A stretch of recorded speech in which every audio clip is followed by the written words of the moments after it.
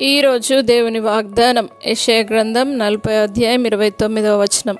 సొమ్మసిల్లిన వారికి బలమిచ్చువాడు ఆయనే, శక్తిహీనులకు బలాభివృద్ధి కలుగజేయువాడు ఆయనే.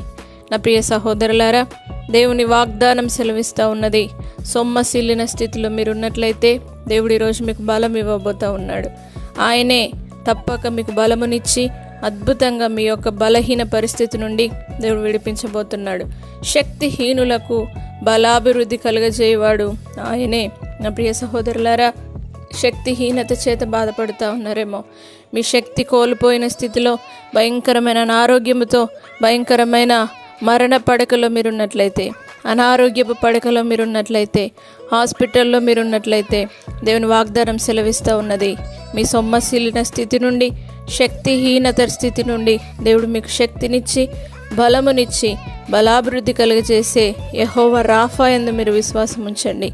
యెహోవా రాఫా అనగా ఆయనే మిమ్మల్ని స్వస్థపరచువాడు. స్వస్థపరచు దేవుడు మీతో ఉండి మీ స్థితిని తప్పక అద్భుత స్థితిలోనికి, ప్రతి అనారోగ్యము నుండి ఆరోగ్యములోనికి, అదేవిధంగా సొమ్మసిల్లిన స్థితి నుండి బలమిచ్చే ఆ దేవుని యందు నమ్మిక ఉంచి దేవునిలో మీరు ముందుకు సాగినట్లయితే తప్పక దేవుని నుండి మీరు శక్తి పొందుదురుగాక. ప్రార్థన.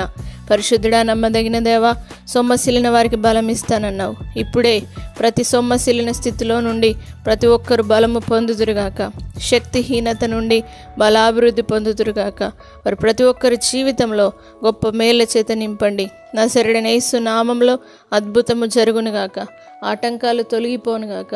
పరిశుద్ధాత్మ శక్తి విడుదలగునుగాక. నీ ప్రసన్నత విడుదలగునుగాక. వారి బలహీనత తొలగిపోనుగాక. యేసు నామమున శక్తిహీనత తొలగిపోనుగాక.